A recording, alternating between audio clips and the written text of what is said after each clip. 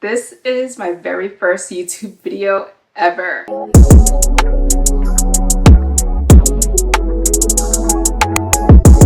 Hey guys, I'm Jasmine, and if you're new here, welcome. This is my very first YouTube video ever, and I can already see that it's a lot different from Instagram. So for those of you who don't know me, I am a full-time content creator on Instagram. This is where I started my content creation journey. I do some TikTok videos here and there as well, but this is my first time ever on YouTube. The reason why I wanted to do YouTube is because on Instagram, you have your 15-second stories, you have your 15-second reels, and I wanted to be able to, get more comfortable speaking on camera, but also be more personable with my audience on that platform, bring it over here and just talk to you guys a little bit more about beauty, skincare, lifestyle, what's in my bag, some hauls, and just to talk to you guys on a platform where I can speak to you a little bit longer than on Instagram. So a little bit about me. I am 30 years old. I am married to my husband of 4 years. I'm a stay-at-home mom of 2. So being a content creator is definitely an outlet for me. I do love to create. I do love photography, videography, anything that really has to do with art, I'm in it. So I just love to do that. So today's video is about my content creation journey, and it's been quite a journey so far.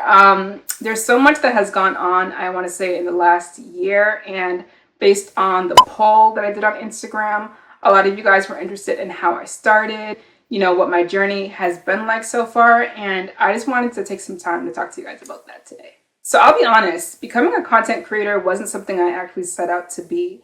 So I had done photography for the past 6 years where I was just really into portrait photography, fashion photography, things like that. So I had bought my first camera, I want to say maybe 7 years ago. I had like a Canon T3i that I used. And I had to learn how to use it. I went on YouTube, I was researching, I was doing everything that I could just to figure out how to use this camera. I also, wanted to go to school for art.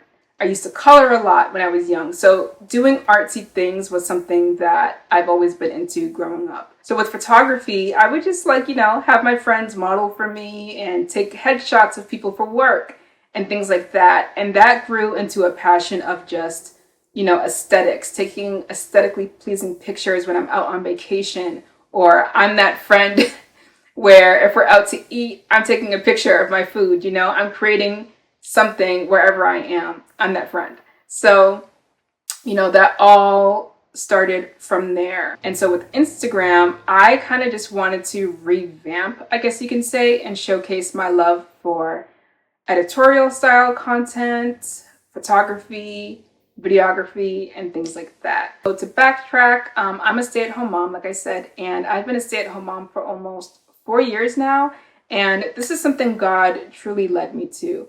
And at the time, I couldn't see why he wanted me to be a stay-at-home mom, but looking at it now, I do see why. So I want to say this was in 2020 or so when the pandemic hit. And my math might be off because we've been in this thing forever, okay? So 2020 is when the pandemic hit, but it was also when my daughter was diagnosed with autism. So with the pandemic hitting and with her being diagnosed, for me as a stay-at-home mom, it didn't really change much for us as a family. So, my husband was still able to go and work full-time, but for me, I was able to be here with my daughter, take her to her services, which are during the day. I didn't have to worry about, okay, do I have to call out of work? Am I going to miss work because I'm not going to be able to be here for her services? How is she going to be supported? And being a stay-at-home mom allowed me to be here to support her in that. So it wasn't until my husband and we were on our way to New Jersey to go see my sister, and he was listening to this podcast about content creation. This woman was just giving tips on how to become a content creator, what to do, what not to do. And I was really just taking mental note of that. And she did mention, changing your username to your name. So that way when brands reach out to you or when people are following you, they get to know who you are. So back in the day, and I had this username for a while. Back in the day, my username was Jazzy Fresh. You know, everyone in high school would call me Jazzy Fresh, and that was just my thing. And you know, it was kind of outdated. It wasn't who I was anymore. So my last name is actually 11 letters long, and there's no way I was putting that in my username. So I shortened it. And it all started from there. You know, I went ahead and I scrapped all these photos that I didn't want. I saved them. And I just started creating what I loved, which is aesthetics. And I think that is key when it comes to creating on Instagram, is to make sure that what you're creating is authentic to you. It doesn't matter what people are doing as far as trends. It doesn't matter what's the hottest thing right now. Always be true to who you are, because trends change, but you need to remain authentic. And as for me, that is what I loved: photography, aesthetics, all of that. So if you go back to where I first started, I was just posting whatever I wanted. And I think the key here is just to start somewhere. Just start. And I say that because with this YouTube, I was so picky about just even starting this. But I had to tell myself, you know, just start somewhere and you'll get better as you go. You know, you'll learn from your mistakes. You'll get better as you go with lighting and, you know, all of those things. So don't be afraid to just start. So I did that. I was just showcasing, you know, maybe books I was reading or a cup of tea. And it wasn't until I created my first ever reel, I believe it was, like I was making tea or something like that. And that was actually my first time creating a video. So I had just said that I did, you know, photography for the past 6 years, but videography was something that I never, ever did. I never intentionally created videos on my camera until Reels became a thing. So that goes to show that sometimes these platforms will push you out of your comfort zone. They'll push you out of what you're used to, and it'll get you in the right track. So I just went ahead and created my reel. A lot of people started loving them. Like, wow, I love the way you created your reel. You know, you have such a nice eye. And I just kept going with whatever I loved and whatever I enjoyed creating. And I think the pressure on Instagram is that we feel like we have to, you know, be perfect, or we feel like we have to create what everyone else wants to see. But I think it's important to stick to what you love and what you want to create. So, you know, I just kept on creating reels. I kept on creating what I loved. I dabbled into some fashion stuff here and there. And I just built my platform. I think the important thing is building and starting somewhere. Have a portfolio of where you started as you get better, for brands to see, for yourself to see, for others to see. I think it's important for others to see, you know, where you started. So I just kept on building. So I was pregnant with my second child, and I was looking for like a body oil or a lotion just to, you know, lather myself up and have a little self-care moment for myself. And I ran into Osea. So Osea's Undaria Algae Body Oil I found at Ulta, and I absolutely loved it. And so what did I do? I showcased it on my Instagram. So I'm that friend where I would always tell my friends about different makeup, you know, that I love, different skincare products that I'm using. And so doing this on Instagram was no different than what I was already used to. So I had created a video with the body oil for Osea, just on a whim. I was in my kitchen when I created this, and I posted it. And Osea absolutely loved it. And they said, hey, we loved the video that you did. Do you want to work with us? Yes, you know. I didn't even have 1,000 followers at that time, and I said yes. So we collaborated on that video. That video was in ads. That video was on their page. And, you know, of course, this was my first ever paid partnership, and I was super excited about it, being that they saw my talent. They didn't look at the number of followers, but they saw my talent.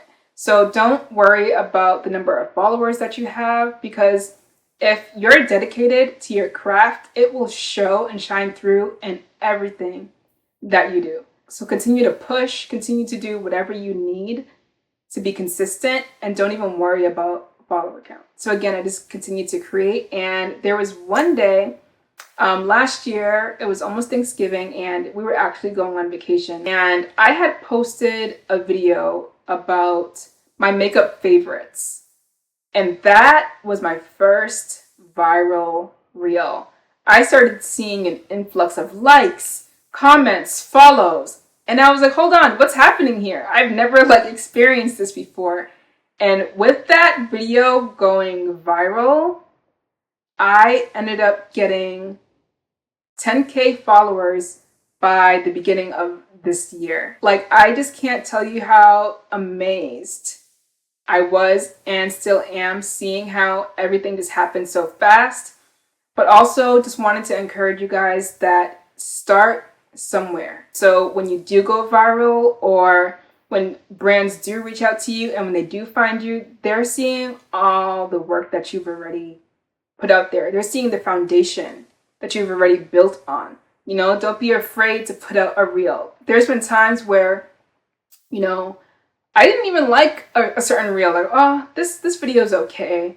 I don't really want to put it out there, but let me do that. And it goes viral, or it resonates with someone. So don't be afraid to put your best foot forward, your I'm not sure foot forward, and just go for it, because you never know what could come out of it. So I did a poll on Instagram, and a few of you guys did have a few questions on my content creation journey, and I'm going to go ahead and answer some of those. So the first question is, what made you fall in love with creating content, and where do you draw your inspiration from daily? So what made me fall in love with creating content was just my love for art in general. Like I said, I've always loved art growing up. I almost went to school for art. I just love visuals. I can't explain it. It's just this love that I have for it, this passion that I have for it, and that it's expressed through my art. And where do I draw my inspiration from daily? I feel like inspiration is all around me. I can literally be looking at a picture and get an idea for a video, or I can be on Pinterest scrolling, or see something in a magazine and ask myself, okay, how can I recreate that or do it in a way that makes sense for me and my audience?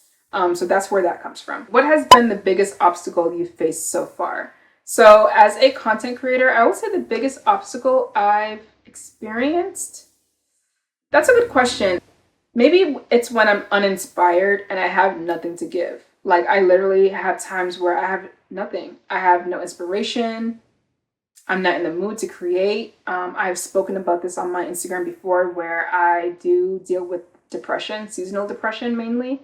And there's times I just don't feel like it. And I had to learn to just accept that it's okay. My audience and those who truly appreciate my work will be there when I get back. Let me take a little break. Let me take a step back. Let me focus on my mental health. Let me focus on the things that actually matter to me right now. And when that spark and when that inspiration comes back, I'll be on again. So, understanding that it's okay to take breaks, that it's okay to have times where we're not on all the time and we're not fully creating, is something that I think we all need to just work on. And that's something I'm glad I started to implement. The next question is, how do you stay consistent while balancing your family life? Girl.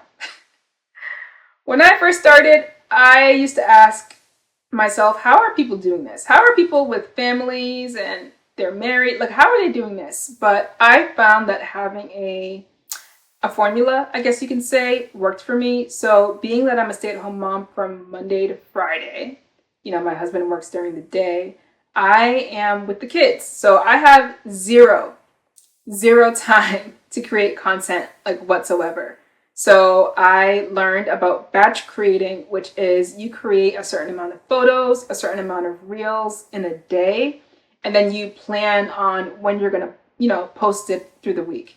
So let's say, for example, today I'm shooting on a Saturday. My husband is with the kids and I'm just shooting reels. I'm shooting content. I'm creating whatever I can, maybe on Saturday and Sunday. I'm editing them when I do have time. And then I will go ahead and say, okay, I'm going to post maybe I created 5 reels and I'm going to post 2 of them this week, 2 of them next week. And so I just give myself that ability to create as much as I can to spread out in the amount of time. So that way I can spend more time with my family less time creating. The next question is, what advice would you give someone on this journey? My advice is to be you. And I say that because I think on Instagram, it can be so easy to get caught up in what everyone else is doing, what the latest trend is. And if you're not careful, you'll try to implement what someone else is doing, and that may not be your lane. For example, beauty, skincare,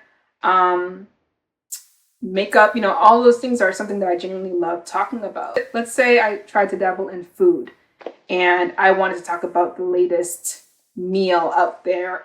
I couldn't do that, and that might be the trend, but that's not me. So being yourself and being okay with what you love, knowing that there's other people out there like you who will love what you have to offer, is really empowering. Never try to downplay what you love, thinking that, oh, well, what if someone's not going to like it? Or what if this is not going to be the most popular thing to do? Because at the end of the day, doing what you love is what matters most. Never feel like you have to give into a trend or give into what's most popular. Stay in your lane and your audience will find you. Another question is, how do you come up with different content ideas? Or what do you do when you're low on reels? How do I come up with different content ideas? I just think about maybe problems that other people might be having. For example, maybe their issue is they don't know how to do a skincare routine. Oh, you don't know what steps are in a skincare routine? Okay, let me show you. So then I will go ahead and create a reel on that. Or a body care routine. Here's how to pamper yourself at home. I just did a video on that.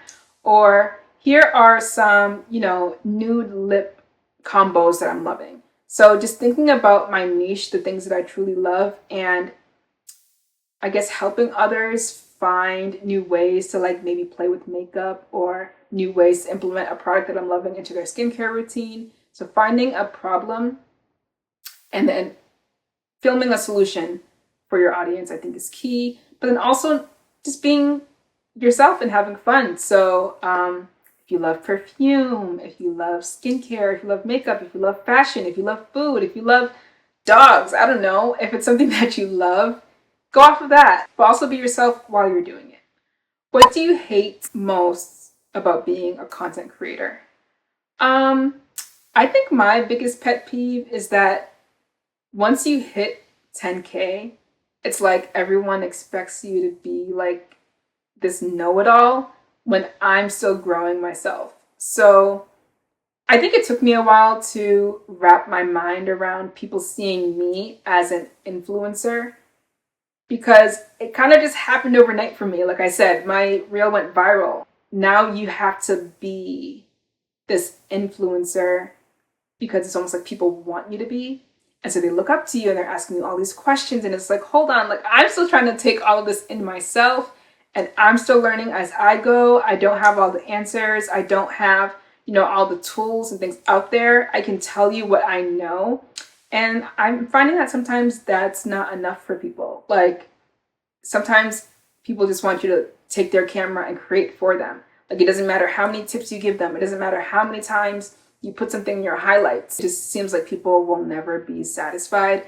And I think for me, being such a loving and caring person, I want to be able to help everybody. But I've had to learn to set boundaries and be okay with saying, here's what I can offer, but I can't offer you the moon. I just can't. Another question is, did you feel like you had to niche down? And if you do fall into a niche, what is it? Okay, so in the beginning, I did feel like I had to niche down. And I hear a lot about niches and niching down, and I know it can be a bit confusing for a lot of people, but I felt like I had to. Because I was doing beauty, and I still do beauty most of the time, sometimes I find myself only staying in that lane when I know that there's other things I want to offer too, like lifestyle or sometimes even fashion. But I wonder, okay, will my audience like that I'm pivoting? So I say this, do what you love. The way I think of it is lifestyle can be many things in one. So lifestyle can be beauty, lifestyle can be fitness, lifestyle can be fashion. It's your life.